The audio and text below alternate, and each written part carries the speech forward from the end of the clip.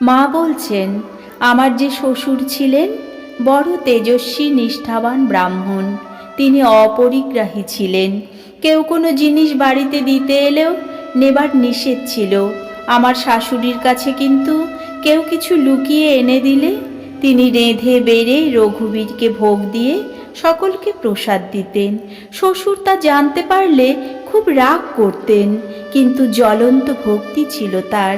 মা শীতলা তার সঙ্গে সঙ্গে ফিরতেন। শেষ রাত্রে উঠে ফুল তুলতে যাওয়া তার অভ্যাস ছিল। একদিন লাহাদের বাগানে গিয়েছেন। একটি 9 বছরের মতো মেয়ে এসে তাকে বলছে, বাবা এদিকে এসো, এদিকের ডালে খুব ফুল আছে, আচ্ছা নুয়ে ধরছি, তুমি তোলো। তিনি বললেন, এ সময় এখানে তুমি কে মা? আমি গো, আমি এই হালদার বাড়ির।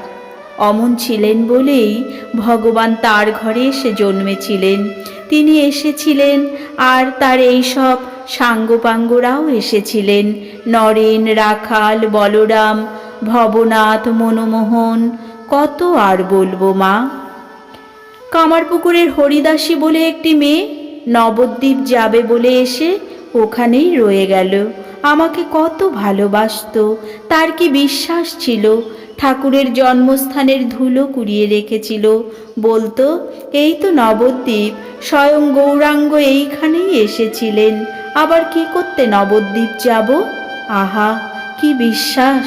ঠাকুর বলতেন, এই দেহটি গয়া হতে এসেছে।